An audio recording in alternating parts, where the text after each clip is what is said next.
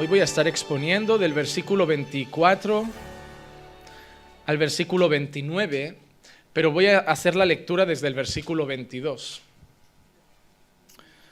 La exposición será del 24 al 29, pero voy a hacer la lectura desde el versículo 22. Si no les importa, yo quiero dirigirme un minuto más a Dios en oración, pidiendo que sea solo Él quien hable con ustedes y no mi corazón en ningún momento. Padre, te doy gracias porque poder estar aquí con mis hermanos reunidos en esta mañana es un privilegio. Gracias, Señor, porque tú estás edificando tu iglesia. Tú estás construyendo, Señor, este lugar y estás poniéndolo, Señor, sobre un firme fundamento que es tu palabra. Padre, a veces, Señor, nuestra vida como seres humanos se ve tocada y se ve lastimada y a veces, Señor, eso provoca que nuestras emociones, Señor, se queden a flor de piel. Pero tu iglesia, Señor, no ha venido a ver, Señor, a conocer las emociones de un pastor. Ha venido a escuchar tu palabra. Y por eso, Señor, yo me quiero esconder detrás de tu Santo Espíritu para que seas tú hablando a tu iglesia, para que seas tú edificando a tu pueblo, para que seas tú edificando cada alma que está aquí y que salgamos de aquí, Señor, con un mensaje atesorado en nuestros corazones. Que salgamos de aquí, Señor, con tu palabra, Señor, no solamente en nuestros oídos, sino en lo más profundo de nuestro ser. Háblanos, Señor, en esta mañana, te lo imploro, en el nombre de Jesús.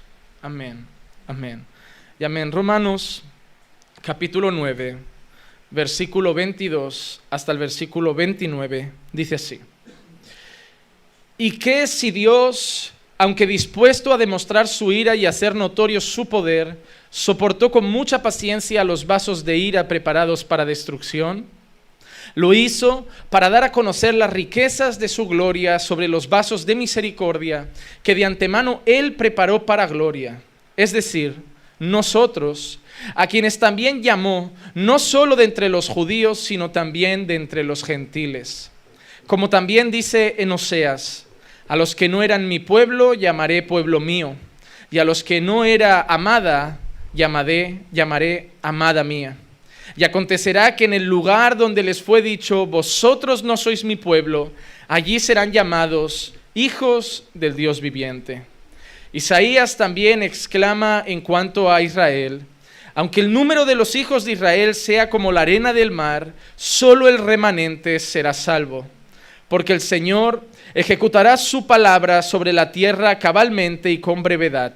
Y como Isaías predijo, si el Señor de los ejércitos no nos hubiera dejado descendencia, hubiéramos llegado a ser como Sodoma y hechos semejantes a Gomorra. ¿Podemos tomar asiento?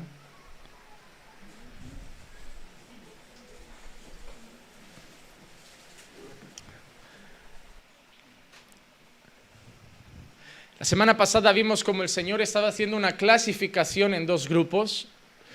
Estaba separando lo que daba a conocer Pablo como vasos de ira y que esos vasos de ira tenían un destino asegurado que era la destrucción.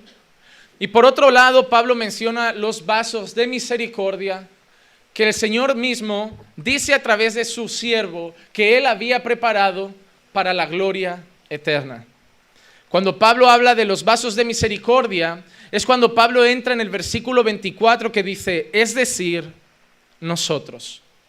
Pablo se está incluyendo a él y a la iglesia del Señor en ese pueblo al que llama vasos de misericordia. Y el mensaje de esta mañana va a ser quizá breve, pero va a ser claro. Y vamos a hablar de quién es el pueblo de Dios. De quién es el pueblo de Dios. Porque hay algo que la iglesia evangélica en los últimos tiempos está haciendo y es un gran error. Es un gran error. Yo no sé si muchos de ustedes han ido a iglesias donde se ven banderas con la famosa estrella de David. Yo no sé si ustedes han ido a iglesias donde la decoración muchas veces contiene el menorá utilizado por los judíos. Yo no sé si se han encontrado con personas que ya en vez de decirte paz del Señor o gracia y paz o Dios te bendiga, ya te saludan con un buen shalom. No sé si te han encontrado con personas que aprenden hebreo como si fuera un idioma más espiritual o que les haga eso más religiosos, o como si el Señor hablara hebreo en el cielo.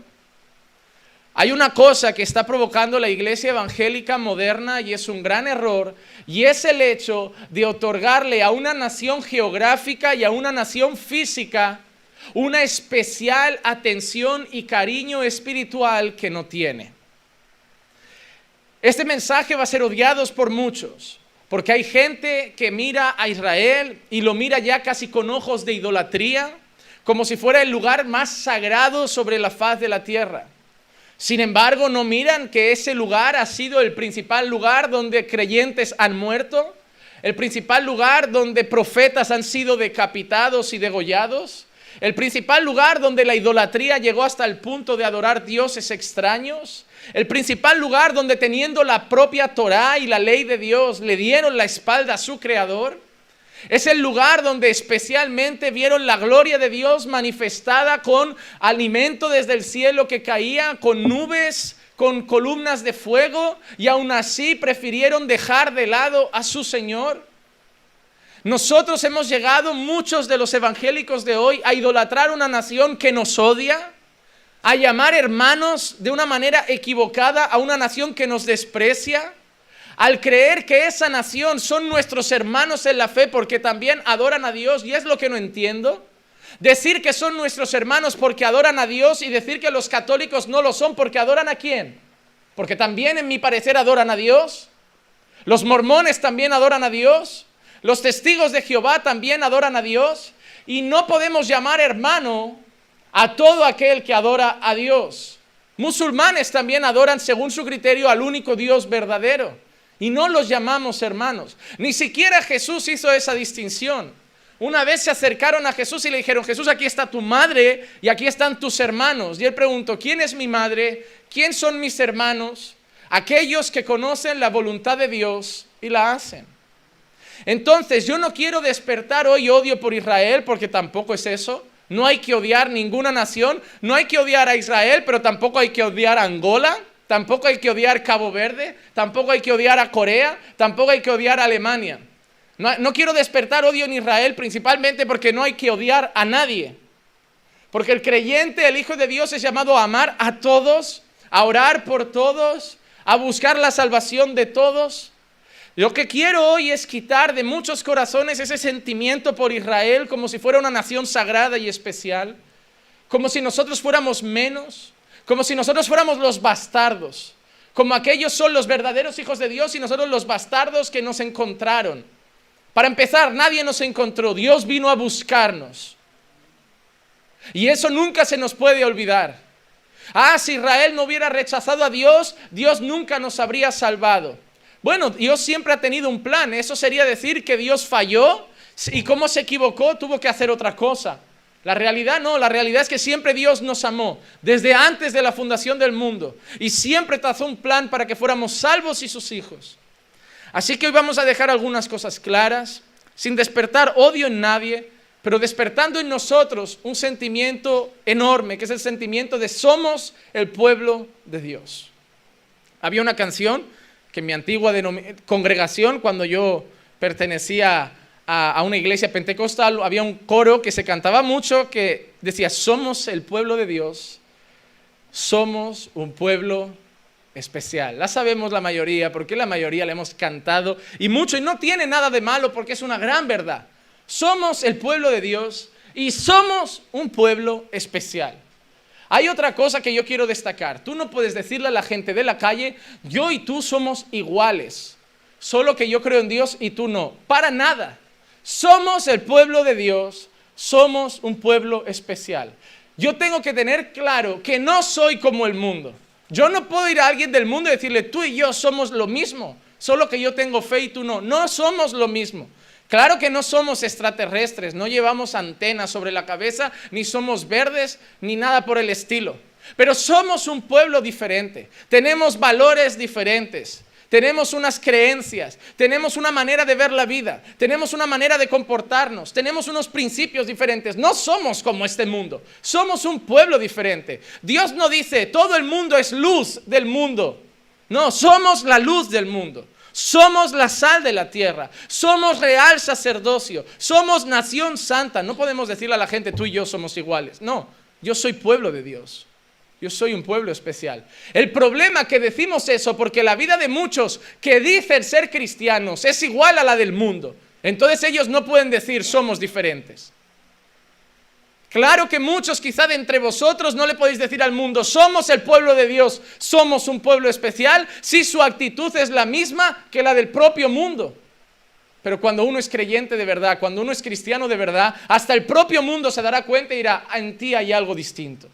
Y tú le vas a decir, sí, soy hijo de Dios, soy parte de otro pueblo, estoy caminando en este mundo, pero yo soy un peregrino, yo soy un extranjero, mi nacionalidad no es esta. Yo pertenezco a una patria celestial, a un reino eterno. Soy diferente, soy especial. Ni mejor, ni peor, pero sí que somos un pueblo diferente. En primer lugar, yo quiero que vayamos al versículo 24. Y vamos a ver qué forma el pueblo de Dios. ¿Quiénes componen el pueblo de Dios? ¿Será que es una nación en particular? ¿Será que son dos naciones en particular? Vamos a ver primeramente quién conforma el pueblo de Dios. Cuando Pablo está diciendo, hablando de los vasos de misericordia, es decir, de los llamados de Dios, de los escogidos de Dios, el versículo 24 dice así, es decir, nosotros, a quien también llamó, no solo entre los judíos, sino también entre los gentiles. Y yo quiero respaldar ese texto con otro pasaje del propio Pablo, que es 1 Corintios, capítulo 1, versículos 22 al versículo 25. Porque en verdad los judíos piden señales y los griegos buscan sabiduría, pero nosotros predicamos a Cristo crucificado, piedra de tropiezo para los judíos y necedad para los gentiles, mas para los llamados, es decir, para los escogidos, para nosotros, para el pueblo de Dios, y entre comas pone, tanto judíos como griegos, Cristo es poder de Dios y sabiduría de Dios, porque la necedad de Dios es más sabia que los hombres y la debilidad de Dios es más fuerte que los hombres. La primera cosa que tenemos que tener claro es que el pueblo de Dios no está formado por dos naciones diferentes. El pueblo de Dios está formado por judíos, porque ahí lo dice, algunos son judíos y otros son gentiles.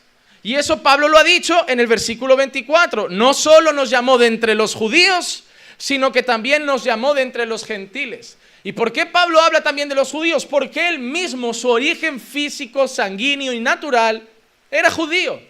Entonces Pablo ve que entre de los judíos hay pueblo de Dios y entre los que no son judíos también hay pueblo de Dios. Hay una cosa que tenemos que tener claro. En la visión antigua solo existían dos tipos de personas, judíos y gentiles.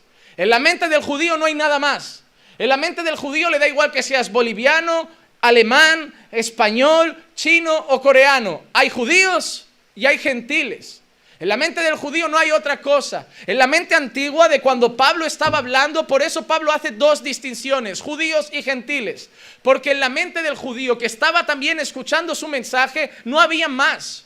O eras judío o eras gentil. O eras del pueblo sagrado o eras del pueblo profano. O eras del pueblo bueno o eras del pueblo malo. O eras de los que se salvarían o eras de los que serían condenados. O pertenecías a Dios o eras del mundo. ¿Recuerdan una escena en que Jesús se dirige a una mujer y dice, ¿cómo le daré esto a los perros? Porque para el judío eso es lo que éramos. Y para muchos hasta hoy somos eso. Para muchos judíos, quien no es judío no llega a más de un perro. No llega a más de un perro. ¿Cómo quitaré las perlas para dársela a los cerdos? Para ellos somos gente sucia, para ellos somos gente inmunda, para ellos somos gente que no es pueblo de Dios. Para ellos no somos gente digna de andar con nosotros, digna de comer con nosotros. Para ellos no pertenecemos al remanente de Dios. Ellos son el pueblo de la circuncisión y los incircuncisos no valen. Ellos son el pueblo de los pactos y el resto no valen. Ellos son el pueblo de la ley y el resto no valen. Ellos son el pueblo del sábado y el resto no valen. Quiero que tengan claro esas cosas, porque muchas veces miran como con pueblo especial y como si fueran hermanos a un pueblo que a usted nunca le llamaría hermano, a un pueblo que lo despreciaría, a un pueblo que si usted le menciona, yo creo en el Dios Padre, Dios Hijo y Dios Espíritu Santo, te van a tomar como un hereje y un enemigo, porque para ellos el Hijo no es Dios, el Espíritu Santo no es Dios y solo hay un único Dios, Dios el Padre. Ese es el gran problema de Israel y es algo que veremos la semana que viene. La semana que viene tocaremos un tema muy fuerte porque el título del sermón es La religión que mató a Israel. Y nos centraremos en ese gran problema de Israel y es uno y el mayor de todos, es negar a Jesús. Y en nuestro corazón no son hermanos aquellos que niegan a Jesús. Da igual que tengan una estrella de David, da igual que tengan un menorá, da igual que vengan de Jerusalén, de Tel Aviv o de donde quieran. Si niegan a Jesús, no son mis hermanos. Pablo ha dicho que hay un pueblo formado por judíos y por gentiles que han sido llamados por Dios. Es decir, tampoco son un pueblo que debemos despreciar, porque entre ellos hay un remanente. Entre ellos hay un grupo llamado por Dios. Entre ellos hay un grupo que seguirá a Dios y entre ellos hay un pueblo que reconocerá la deidad de Cristo y verá a Jesús como el Mesías que tanto anunciaron y tanto esperaban. Pero la primera cosa que tenemos que tener claro es quién forma el pueblo de Dios. El pueblo de Dios está formado tanto por judíos como por gentiles. Pero sobre todo, la palabra clave del versículo 24 es a quienes también llamo.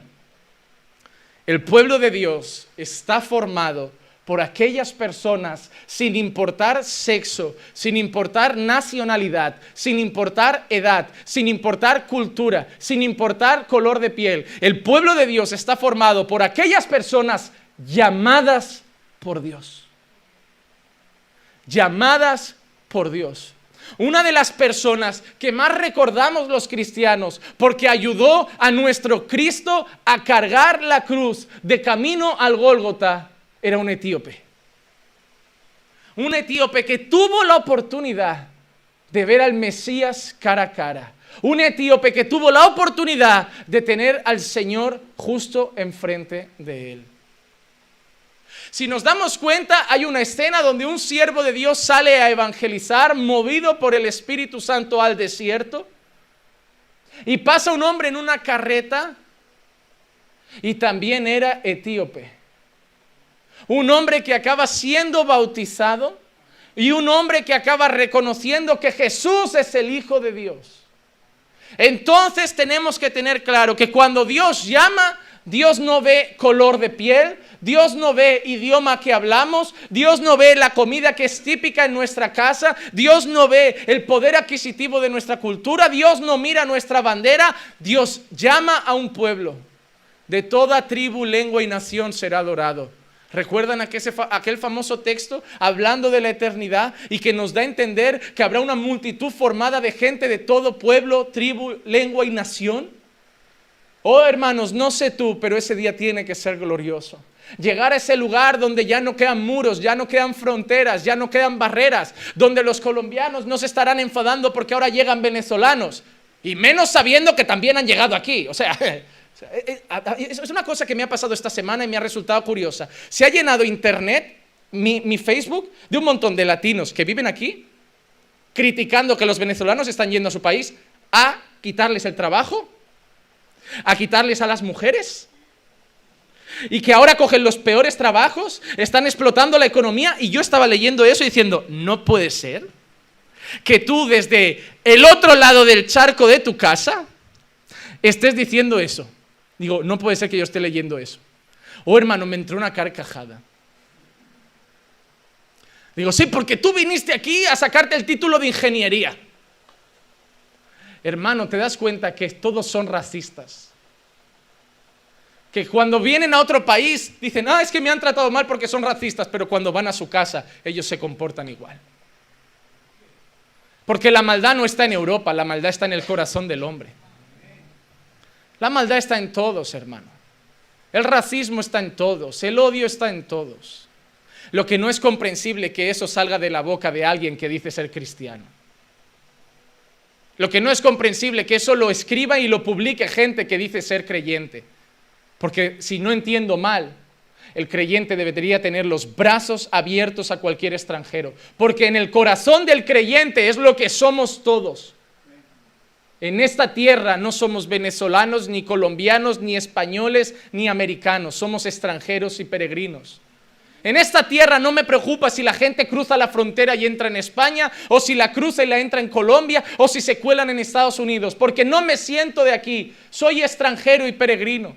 Si hoy me dan de comer tortilla de patata, gloria a Dios, y si voy a un sitio y me dan arepa, gloria a Dios. Mi estómago no es español, mi cabeza no es española y mi corazón tampoco. Mi corazón está en la palabra de Dios, esta es mi constitución. Cristo es mi bandera y ahí arriba está mi patria. Pero yo no voy a defender nada de esta tierra, hermano. Yo lo voy a pedir, por favor, empiecen a quitarse ese sentimiento patriótico. Empiecen a arrancar de sus corazones ese sentimiento de amor a su patria como si fuera lo más importante que hay. Y yo nací ecuatoriano y moriré en Ecuador. Yo nací en Colombia, moriré en Colombia. Yo nací en España, me enterrarán en España. No, hermano. ¿Eres creyente o qué eres? Todo creyente es un misionero y el misionero sabe dónde nace, pero nunca sabe dónde muere. El misionero sabe dónde nace, pero sabe que va a morir donde Dios lo ponga. ¿Saben lo que hace un misionero? Un misionero viene a España a predicar el evangelio y come con los españoles, comida española, se adapta a la cultura española en cierta manera, no impone su cultura. Y luego si lo manda a una iglesia a predicar en África, comerá lo que le dé el africano. Y si tiene que comer con la mano, comerá con la mano. Y si tiene que sentarse en el suelo, se sentará en el suelo. Y si en vez de plato usan una hoja de banana, pues la usarán. No lo sé, pero él se adaptará porque el corazón del extranjero es eso. Si te das cuenta, cuando vas de hacer turismo a un país, no te llevas el arroz con frijoles en la maleta. Vas a conocer París, quieres probar la comida francesa porque vas 2 días. Pero cuando vienes a vivir a otro lugar, te quieres traer tu cultura, te quieres traer tu comida, te quieres traer todo. Tanto es así que en España el gran error de muchos pastores es querer y desear crear una iglesia latina aquí. La alabanza tiene que tener maracas, tiene que tener bongos, porque eso es lo que tocábamos en mi iglesia en República Dominicana. ¿Y a quién le importa? Y luego dices, pero no entiendo por qué no entran españoles a visitar nuestra iglesia. No, porque si entro por ahí y la alabanza parece salsa, yo no me meto. Miren, si hablan con españoles antiguos, gente más adulta, y le dicen que son evangélicos, ¿saben qué les van a decir muchos? La religión de los latinos. Porque en mucha cabeza española, el movimiento evangélico es un movimiento que solo se ha formado por latinos. No ves a latinos traer invitados españoles a la iglesia porque no se juntan con ellos. No ves a latinos invitar a españoles a la iglesia porque no comen con ellos. Porque sus amigos son latinos, su círculo es latino. Hablan con latinos, juegan con latinos, caminan con latinos. Hermanos, ¿saben que eso está mal en el corazón de un creyente? Porque luego venimos aquí, queremos orar y decir, no, España para Cristo. ¿Y quién la va a salir a buscar? Ha llegado hasta el punto que hay algunas iglesias, yo he conocido iglesias brasileñas, en otros países que el culto lo hacen en portugués porque dice que Dios lo ha mandado por los brasileños. Oh, hermano, eso no es así. No podemos poner banderas a nuestra iglesia.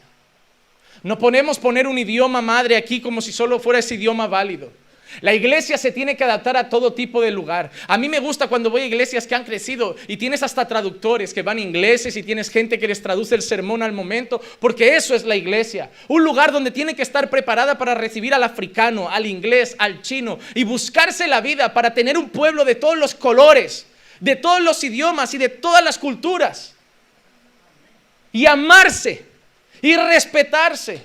Y que cuando alguien te ofrezca una pupusa, tú no digas, no como eso, la vas a comer. Porque es tu hermano y te lo ofrece de corazón. Y lo vas a comer y con gusto. Y mañana tú le ofrecerás un ceviche y se lo comerá. Un encebollado y se lo comerá. Oh, hermano, me da tanta rabia cuando vas con gente que no es de una cultura y no prueba nada.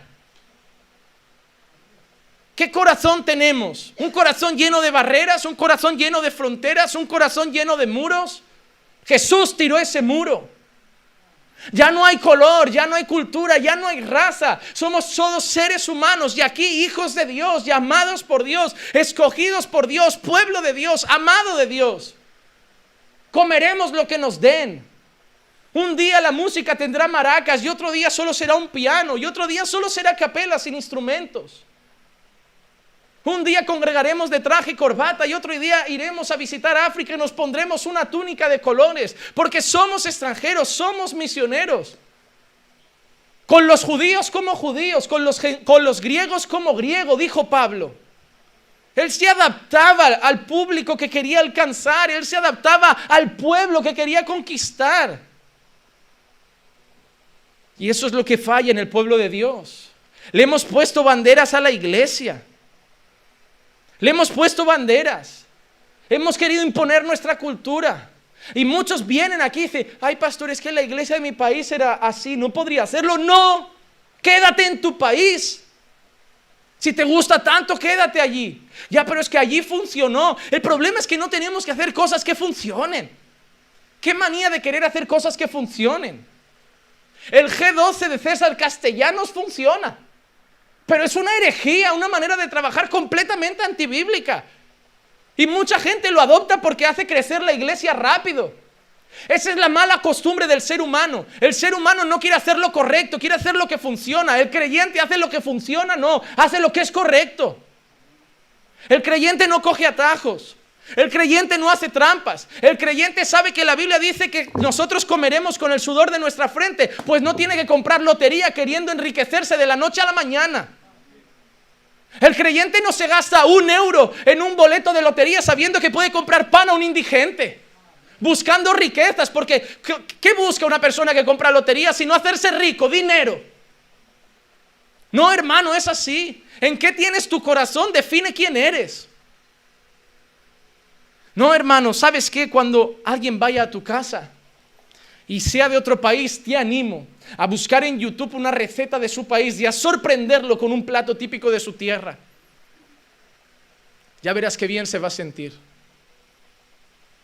Haced eso, combinad vuestras culturas, combinad vuestras nacionalidades, adaptaos los unos a los otros, amaos los unos a los otros. ¿Saben que me duele como español y que a mí me ha pasado caer en el error? Me ha pasado sobre todo en la iglesia. He cometido el error de hacerlo en la iglesia creyendo que no hay más nacionalidades fuera de aquí. Pero a veces yo he hablado con gente y dice, no pastor, es que los argentinos son ahí, no te puedes fiar mucho, hablan mucho, muy bonito de cara, pero por detrás. Oh pastor, no te fíes de los bolivianos, es el bicho más traicionero que existe. Y te lo dice gente cristiana, hermano. ¿Cómo podéis meter a nacionalidades en el mismo saco a todo el mundo? Yo no me junto con árabes. Los pakistaníes no se duchan. Los de esto huelen fuerte. Los chinos no son de fiar. Y tú eres de fiar. Y tú hueles todos los días bien. Hermano, no caigan en el error tan racista de meter a todos en el mismo saco. Miren, yo he cometido un error. Yo he conocido a lo mejor un grupo de 10 personas que son todas iguales. He dicho, es que estos son así. Y luego he salido y he conocido uno totalmente diferente.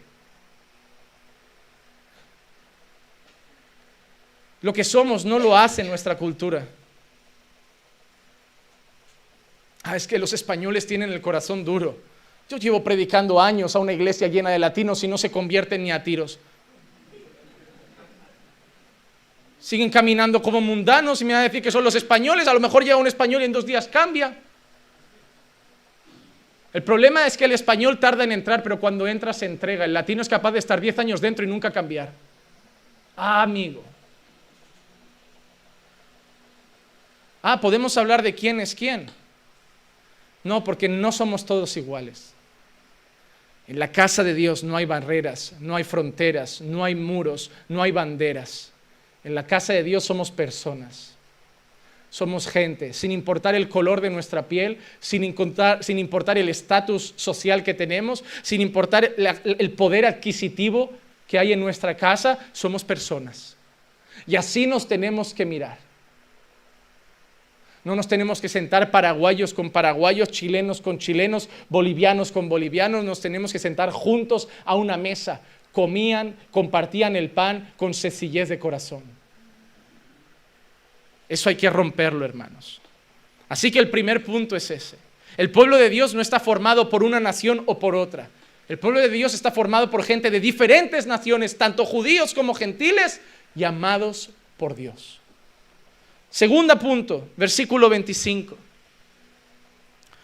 Como también dice en Oseas, a los que no eran mi pueblo, llamaré pueblo mío, y a la que no era amada, llamaré amada mía.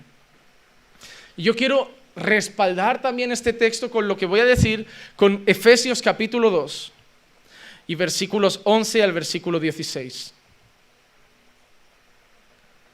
Efesios capítulo 2, versículo 11 al versículo 16. Recordad pues que en otro tiempo vosotros los gentiles en la carne, llamados incircuncisos por la tal llamada circuncisión, mira cómo Pablo se refiere a los judíos, por la tal llamada circuncisión, hecha por manos en la carne, recordad que en ese tiempo estabais separados de Cristo, excluidos de la ciudadanía de Israel, extraños a los pactos de la promesa, sin tener esperanza y sin Dios en este mundo. Eso éramos tú y yo, hermano. Estábamos como separados de Cristo, no pertenecíamos a la ciudadanía de Israel. Y déjame destacar una cosa, cuando Pablo habla de Israel, nunca puedes pensar siempre en el Israel geográfico. Hay que saber leer la Biblia para saber cuando Pablo se está refiriendo a la nación y cuando Pablo se está refiriendo al Israel de Dios, a la nación santa, al pueblo celestial. Dice que estábamos separados de Cristo, no pertenecíamos a la ciudadanía de ese Israel eterno, éramos extraños a los pactos de la promesa, no teníamos esperanza y estábamos sin Dios. Eso éramos tú y yo, hermano. Yo quiero que ahora mismo veas eso en tu pasado. Yo quiero que ahora mismo mires años atrás en tu vida, porque eras eso. No, estabas sin Dios. Estabas sin esperanza. Estabas sin Cristo. No había promesas de esperanza eterna para ti. ¿Sabes, hermano? Eso eras tú. Y a veces se te olvida y por eso sigues a Cristo de cualquier manera. Porque se te olvida lo que eras sin Él. A veces sigues a Cristo sin agradecimiento, sin deseo, sin pasión, porque parece que se te ha olvidado quién eras antes. A mí no me gusta ver cuando el primer amor se apaga en las personas. Ves esa persona que está sin Cristo, sin esperanza, y un día le predican el evangelio y llorando va a los pies y solo quiere escuchar alabanzas, lee su Biblia todo el día viendo prédicas, no quiere faltar a la iglesia porque es Cristo, Cristo, Cristo. Amo ver esas personas en su primer amor, porque cuando uno es consciente de lo miserable que era y ve el amor del Padre, entonces se entrega. Pero muchos de ustedes se han acostumbrado, han hecho ya de venir a la iglesia una religión vana, han hecho ya de venir a la iglesia una costumbre y una cultura. Se han olvidado de quién eran sin Jesús, hermano. Y por eso ya no tienen ganas de orar. Pastor, ¿qué pasa? Ya no tengo ganas de orar. Has olvidado el amor de Dios por ti. Ya no tengo ganas de ir a la iglesia, ya no tengo ganas de leer la Biblia. ¿Por qué, pastor? Porque te has olvidado del amor de Dios. Porque te has olvidado de lo que ha hecho por ti. Porque te has olvidado de que eras esto. Estabas separado de Cristo. No había para ti esperanza. No había para ti promesas. Hermano, estabas descarriado. Dios no estaba en tu vida. Pero mira que dice en el versículo 13. Pero ahora en Cristo Jesús, vosotros que en otro tiempo estabais lejos. ¿Cómo estábamos de Jesús, hermano? ¿Estábamos cómo? Dígalo bien, ¿estábamos cómo? Lejos. Aunque muchos decían, yo creo en Dios a mi manera, estaban lejos. Aunque muchos decían, no, yo tengo fe, pero no voy a la iglesia, no creo en la iglesia, estaban lejos. Y más aquellos que dicen, yo creo en Dios, pero no en la Biblia, que es un libro viejo, estaban lejos de Dios. Esos somos nosotros.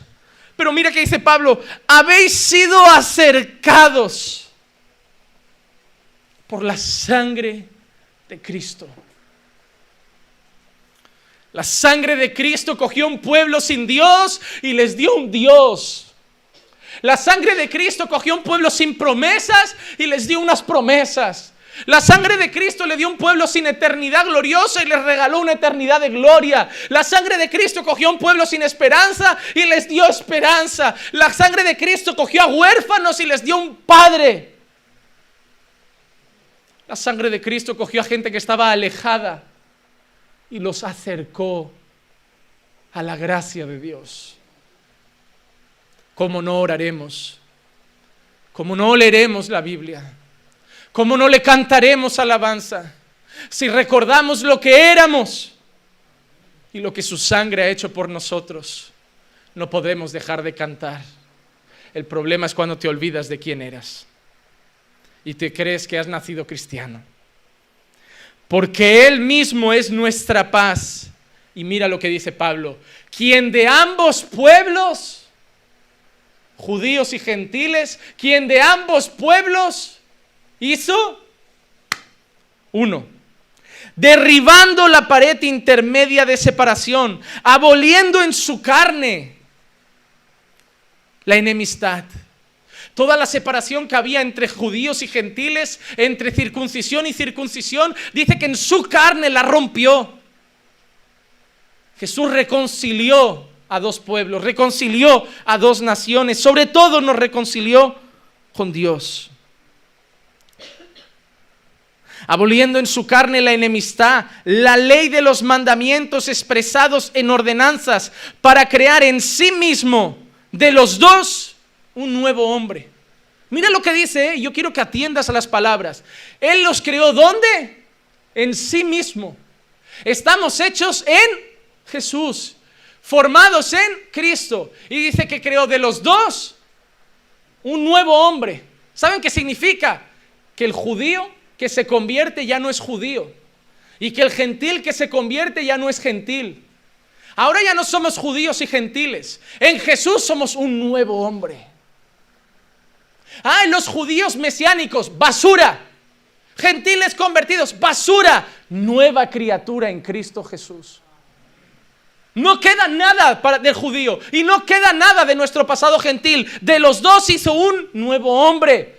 Pablo mismo dice: aquel que está en Cristo es una nueva criatura. ¿Tú quién eres? Judío. ¿Tú quién eres? Gentil. Olvida y olvida. Nueva criatura. Nueva criatura. Todas las cosas viejas pasaron. Todas son hechas nuevas.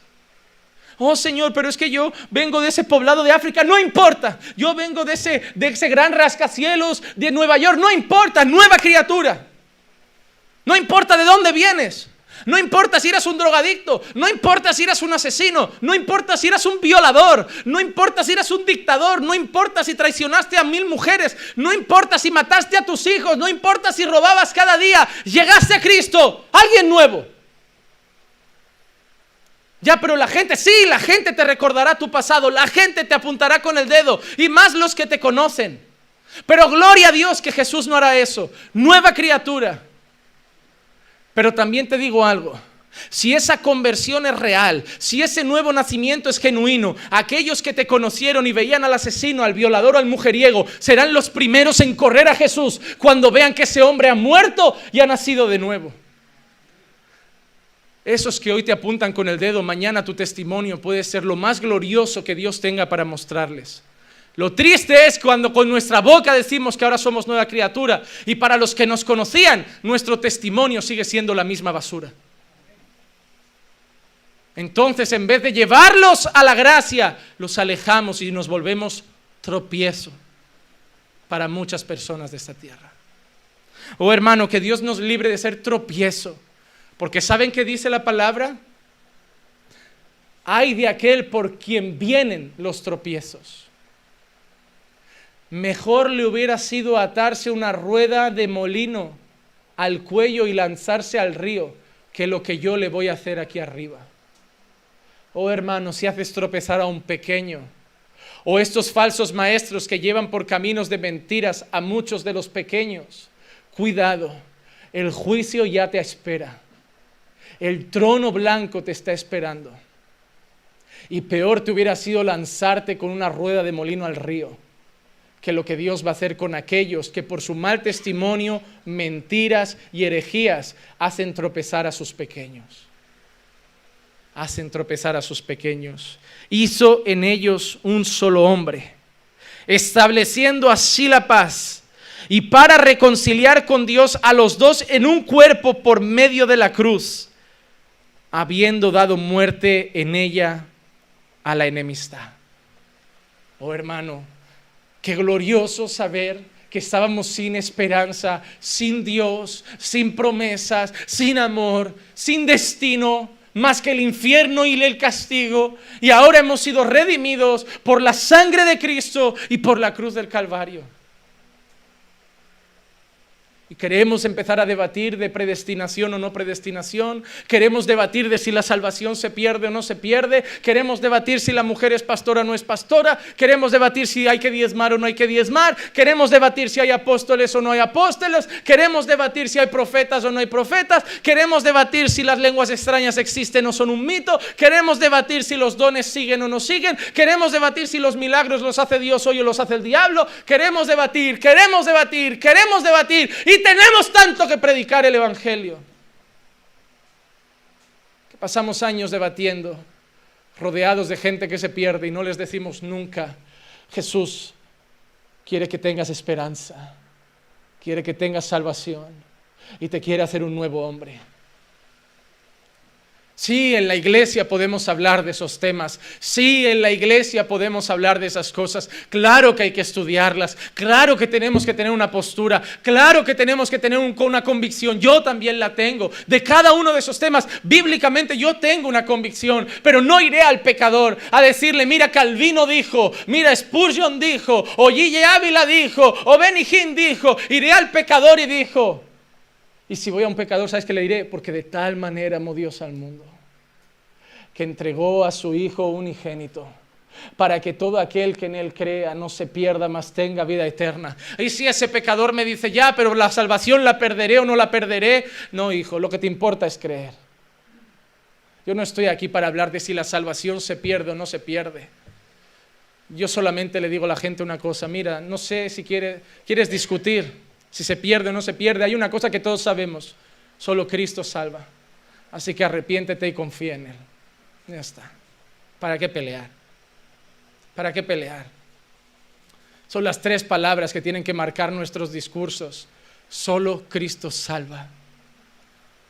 Pero ¿la perderé o no la perderé? Solo Cristo salva. ¿La perderé o no la perderé? Abrázate a Cristo y no la perderás nunca. Pero si te sueltas de Cristo: ¡ay, sí me suelto de Cristo! Ninguno de los que vino a mí lo perdí. Si tú te abrazas a Él, estarás seguro, y si no te abrazas a Él, Él te abrazará a ti. Pero Él no te va a dejar ir, porque solo Cristo salva. No te vas a salvar tú, no me voy a salvar yo, solo Cristo salva. Pasamos mucho tiempo peleando con gente por convicciones y doctrinas secundarias que podíamos haber invertido en llenar a nuestros amigos de alrededor perdidos de las buenas nuevas de salvación. Y a lo mejor, tanto el que cree que la salvación se pierde como el que no, los dos son salvos. Pero el vecino que no sabe ni lo que es la salvación, ese sí está perdido.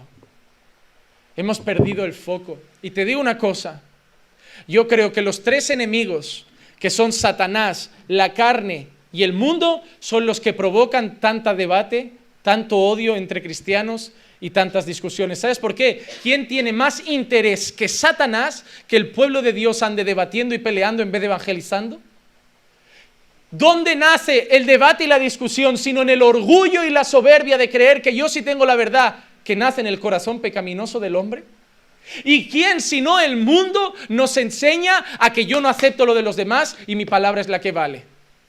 Estoy convencido de que en esos debates donde se despierta tanto odio y rabia, Satanás, el mundo y el pecado de nuestro corazón son los que reinan entre cada versículo y cada discurso, donde la gente no busca pronunciar la palabra de Dios, sino imponer sus propios criterios ideales. Tenemos que presentar defensa de nuestra fe, pero no tenemos que buscar debates para meternos. No podemos estar haciendo eso. Hemos buscado nosotros volver a traer la enemistad entre los pueblos que Jesús quitó. La enemistad que había entre judíos y gentiles, hoy la tenemos en el mundo entre calvinistas y arminianos. ¿Tú qué eres? ¿Eres calvinista? Ya te miran como con odio. ¿Te has dado cuenta que dices, sí, soy calvinista? Te miran como si ni salvo fueras. Oh, tú eres un hereje, un perdido, tú no eres ni mi hermano. Ah, ¿tú crees en el rapto? No, yo no creo, yo creo solo en la segunda venida, yo no creo en un rapto secreto antes. Te miran como, no, tú no eres salvo. No, tú no. Oye, es así. Alguien no cree como yo, no es salvo. Como si... Una vez, estos días, una persona me preguntó, pastor, tengo un amigo que yo sé que se ha entregado a Jesús. Y tengo la convicción de que ha nacido de nuevo, pero en su iglesia pastorea una mujer. Y le exigen el diezmo. Y esas cosas no están bien bíblicamente. Y le dije una cosa, si Dios quiere mostrarle otra cosa, leyendo la Biblia lo descubrirá. Pero no metas la mano para arrancar de una iglesia a alguien que acaba de conocer al Señor. Yo nunca, miren, yo no soy una persona que lo dice públicamente. A mí me encanta la música de Hillsong, pero Hillsong como iglesia me parece una aberración. Pero si yo me entero de alguien, es que yo me he entregado y he conocido a Dios en Hillsong Barcelona, yo no voy a ir a decirle, eso es una mala iglesia, sal corriendo de ahí. ¿Qué lo prefiero? En la calle. Yo solo sé, y lo sé por experiencia propia, que mucha gente nació en malas iglesias porque les dijeron la verdad, Jesús murió por ti. Porque muchas de esas ni siquiera son de la prosperidad. Solo le dijeron, Dios te ama, dio a su Hijo por ti, y si te arrepientes y entregas su vida, eres salvo. Y se entregaron en un ambiente agradable, muy cordial. Pero yo tengo la certeza de que muchos de esos, ahora después de convertidos, leerán su Biblia y Dios ya los llevará donde tengan que ir. A veces hacemos más mal que bien. Más mal que bien. Un día, unos hombres llegan corriendo a Pablo y dicen, Pablo, ¿cómo permites que se predique? Solo lo hace por hacerte competencia. Y Pablo dice, unos predican por ganancias, otros por avaricia, otros por sumar cargas a mi ministerio. ¿Saben lo que dice Pablo? Ya sea por una cosa o por otra, Cristo está siendo predicado.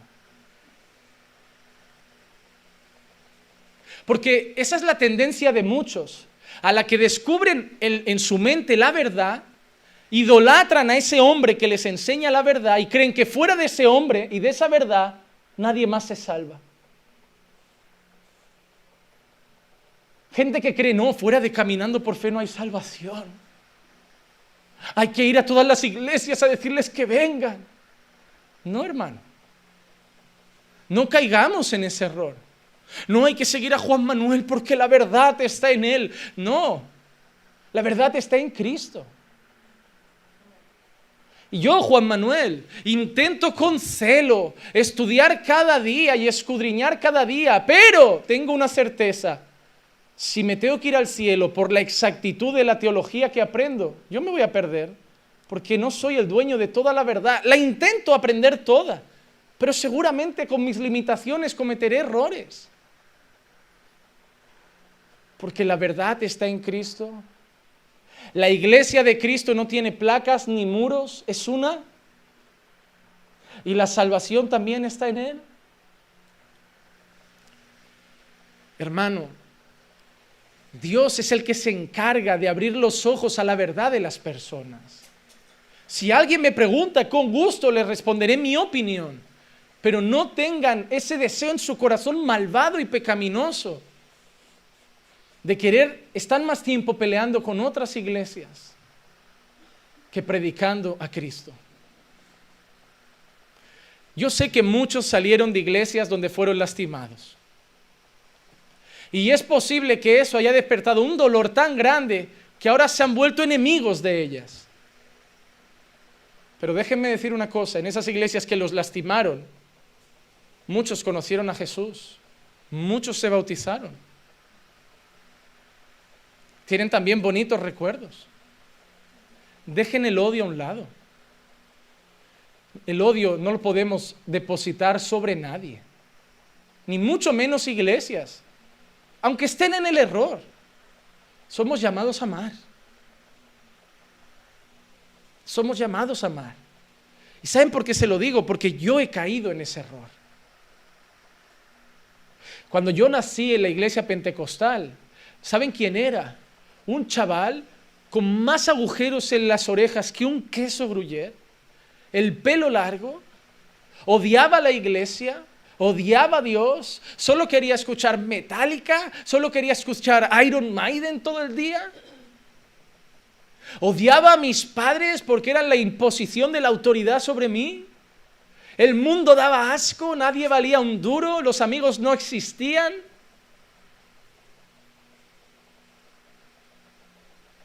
Estaba sin Dios, estaba sin esperanza. Y a través de conocer a la quien hoy es mi mujer, conocí una iglesia. Sí, donde la gente rodaba. Sí, donde la gente se caía. Sí, donde hablaban todos en lenguas. Pero una iglesia donde alguien un día dijo, si estás perdido, si crees que todo lo que hay a tu alrededor es odio, si crees que nadie te ama, déjame decirte una cosa. Has cometido muchos errores y realmente eres un pecador.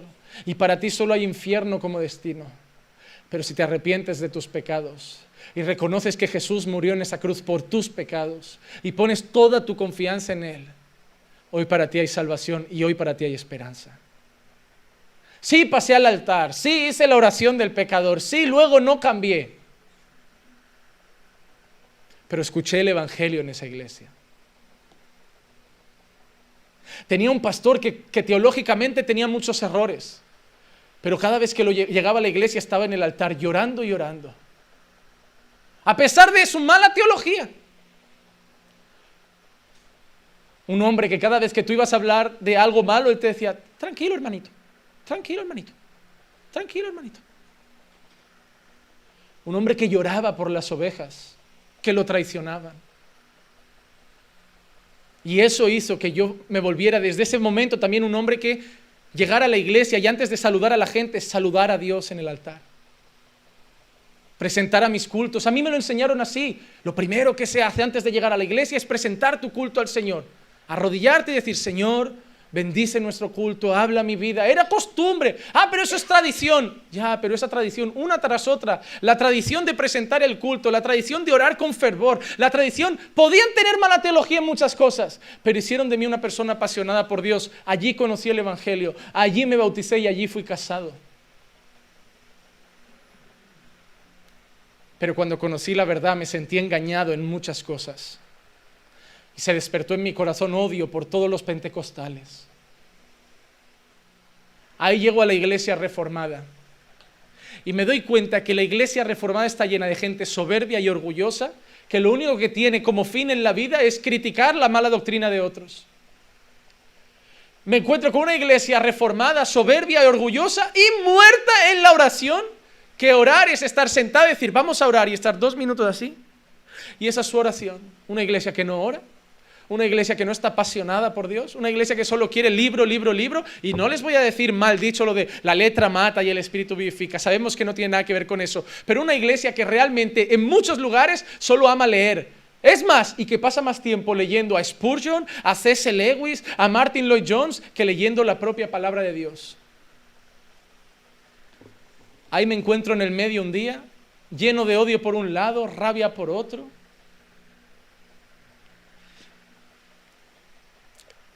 Y miro a Dios y le digo solo una cosa, Señor, me he perdido en medio de tu iglesia, ya no sé qué soy. Miro a los pentecostales y extraño algunas cosas. Miro a los reformadores y admiro muchas cosas. Vuelvo a mirar a los pentecostales y pienso, ay, si tuvierais esta doctrina con esa pasión. Y miro a los reformados y pienso, si tuvierais esa doctrina, pero tuvierais ese deseo por el ayuno, la vigilia, la oración. Y un día Dios me mira y me dice, ¿y por qué no eres eso? ¿Por qué no te vuelves ese bicho extraño que ama la verdad, pero también ama mi gloria, que ama la verdad y también ama la pasión, que ama la verdad y también ama la oración. Y leí este texto que no tiene nada que ver con lo que estoy contando, de dos pueblos hacer uno, y sentí como que Dios me decía, ¿y por qué no coges entre los dos pueblos, derribas la enemistad y haces uno solo para mi gloria? Y de ahí nace Caminando por Fe. Una iglesia pentecostal bautista reformada.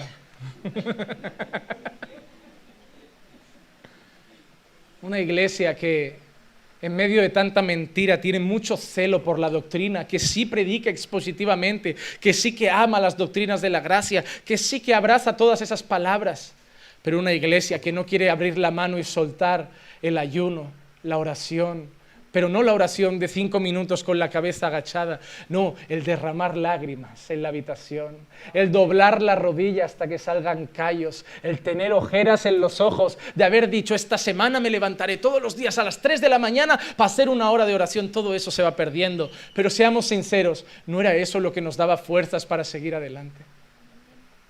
¿Por qué perderlo? Oye, no hay que rodar, podemos orar de rodillas. Porque hacemos eso. Porque el ser humano juega a que, ¿sabes qué? ¿De qué equipo eres?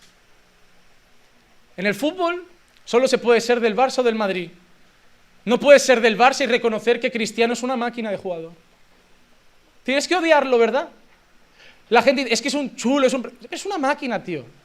Hay que estar muy ciego para no saber que Cristiano Ronaldo es una de las mayores máquinas futbolísticas que ha dado el mundo.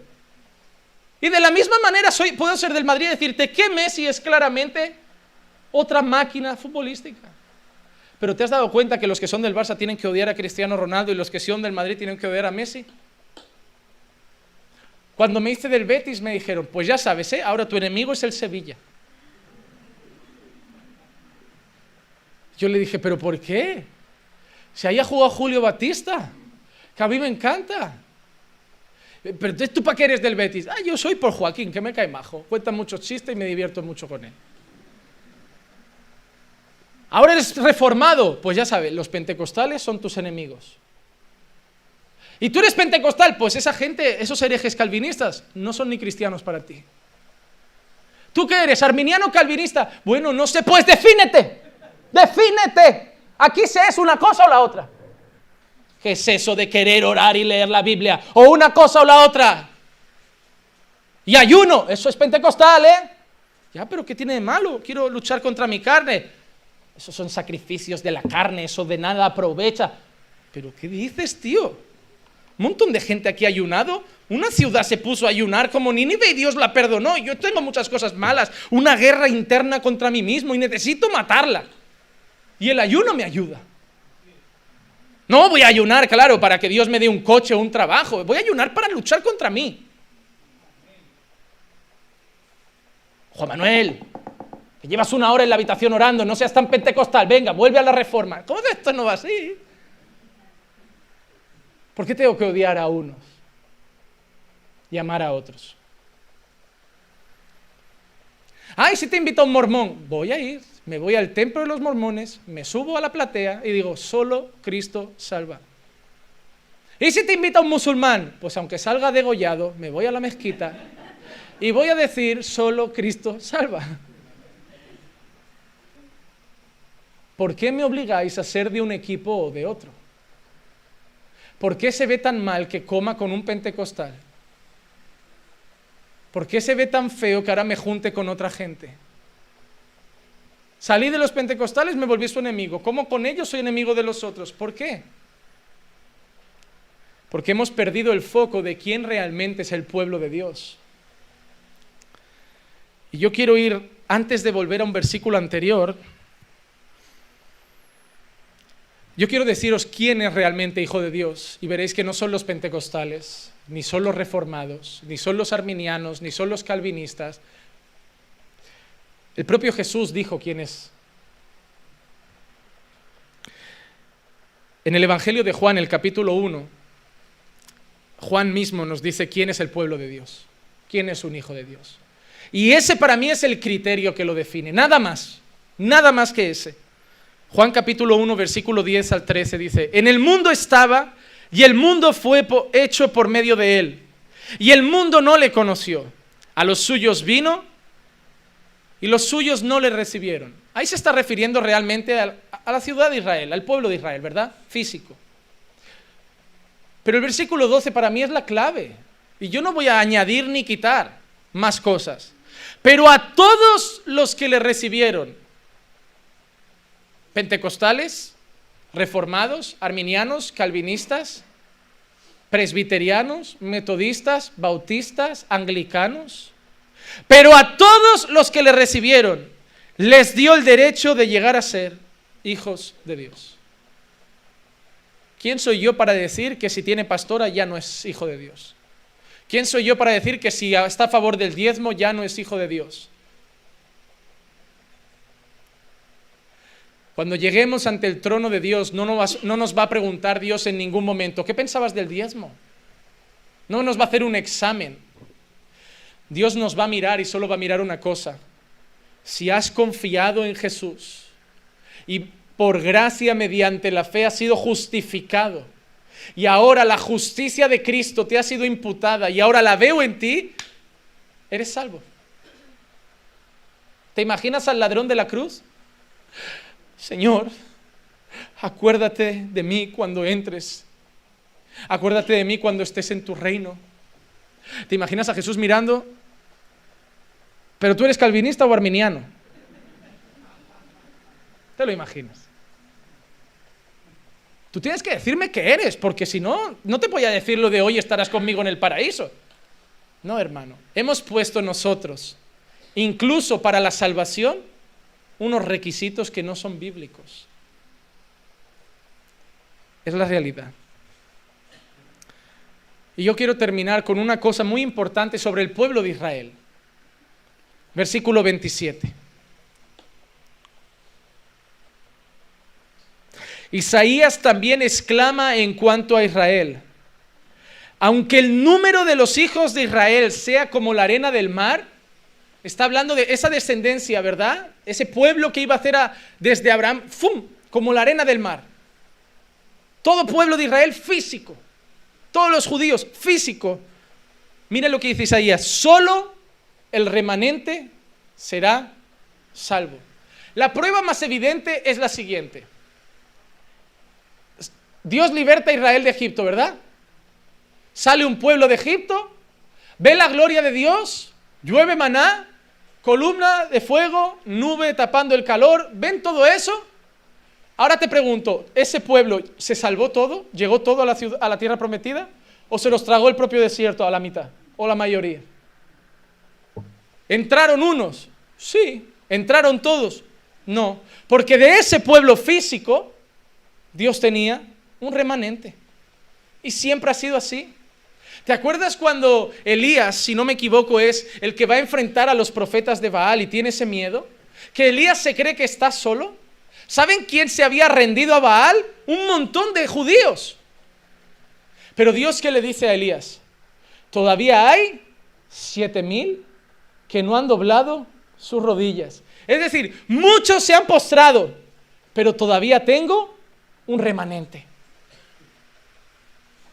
Un montón de judíos sucumbieron a la presión del rey de Babilonia y se doblaron ante la estatua de Nabucodonosor. Pero 3 se mantuvieron firmes. Porque Dios, entre todos los que al final le dan la espalda, siempre tiene un remanente. Hoy estamos aquí. Algunos volverán al mundo. Oh, pastor, algunos volverán al mundo. No porque se hayan desviado, porque salieron de nosotros, pero nunca fueron de nosotros. Porque al salir demostraron que nunca eran nuestros.